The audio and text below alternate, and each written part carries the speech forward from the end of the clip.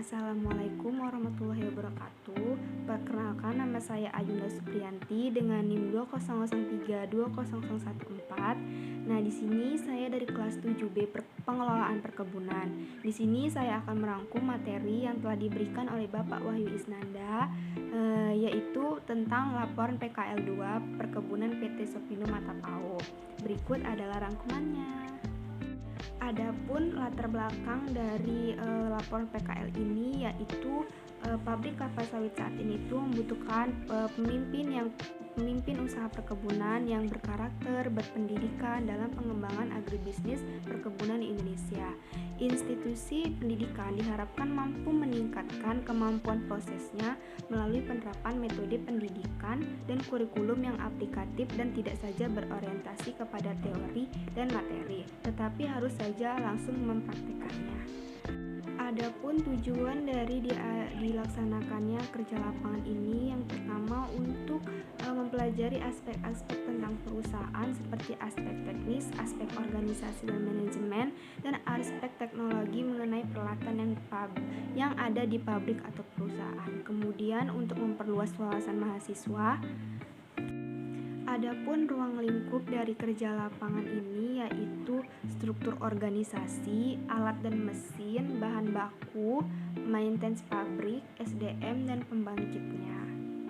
Kemudian metode pengambilan datanya yaitu secara langsung atau observasi, kemudian dari studi literatur, dan tanya jawab kepada narasumber secara langsung juga.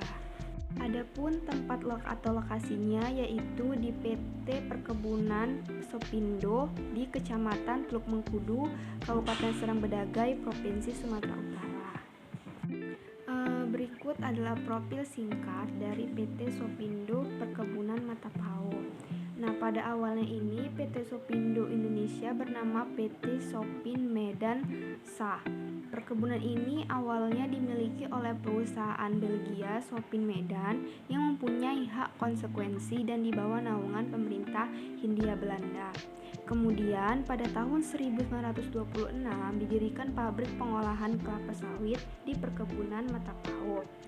Dan pembangunan itu selesai pada tahun 1927. Pada tahun 1942, perusahaan ini diambil alih secara paksa oleh pemerintah Jepang.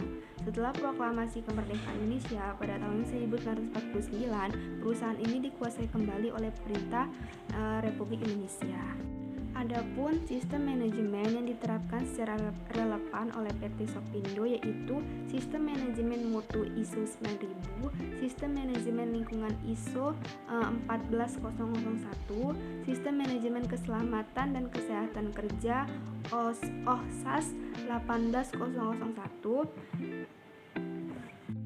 Sistem manajemen yang dikembangkan oleh PT Sopindo merupakan sistem manajemen terpadu yang mengacu pada taraf nasional maupun internasional, dengan sistem lain yang dikembangkan sendiri oleh PT Sopindo. Sistem manajemen terpadu yang diterapkan oleh PT Sopindo disebut sebagai Sistem Manajemen Sopindo atau SMS.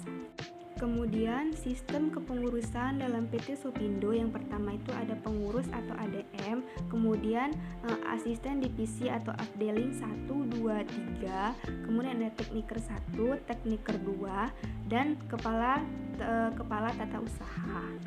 Kemudian ada stasiun penerimaan bahan baku. Yang pertama itu dimulai dari Posapam. Posapam sendiri merupakan bagian dari keamanan dari PT Sopindo. Kemudian ada jembatan timbangan. Nah, jembatan timbangan sendiri ini merupakan alat ukur berat yang sangat vital dalam sebuah pabrik kelapa sawit, di mana ini merupakan bagian terdepan untuk mendapatkan data kuantitas masuknya raw material dan keluarnya produk yang dihasilkan.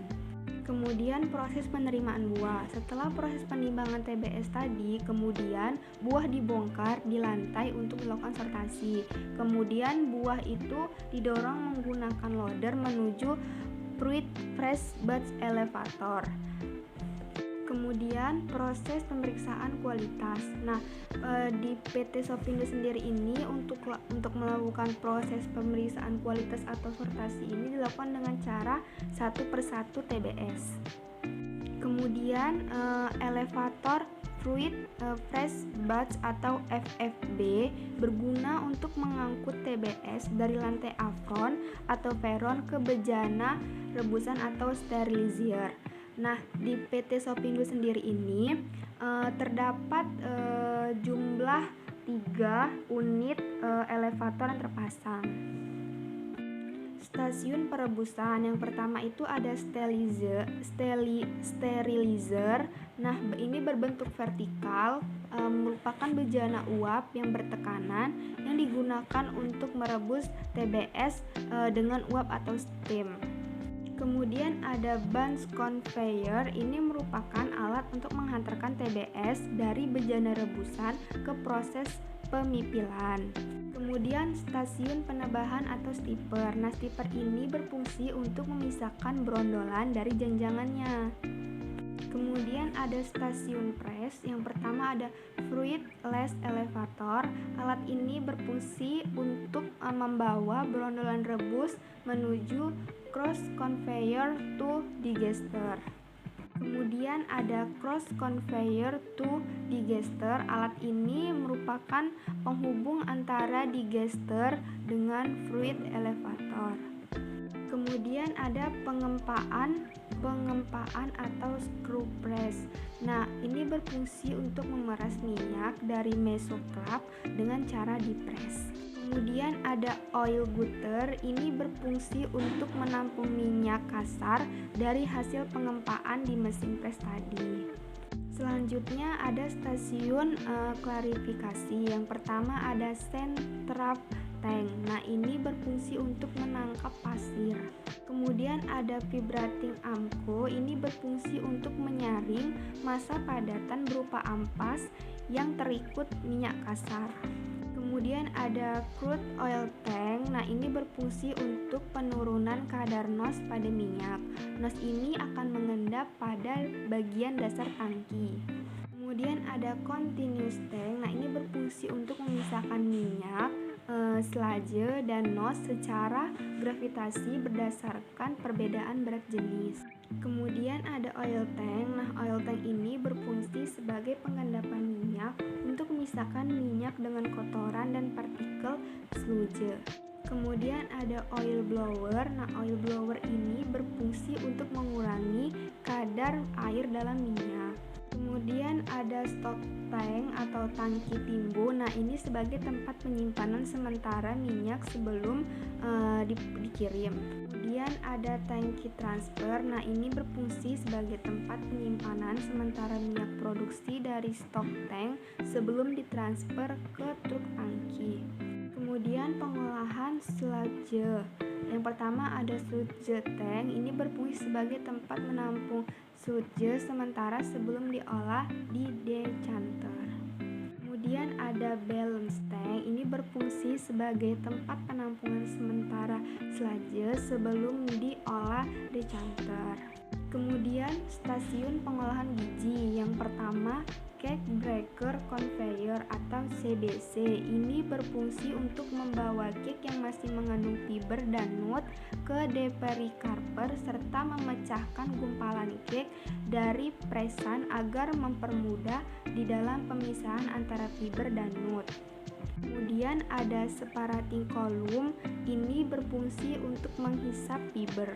Kemudian ada depericarper, ini berfungsi untuk membersihkan nut dan fiber yang masih melekat pada nut.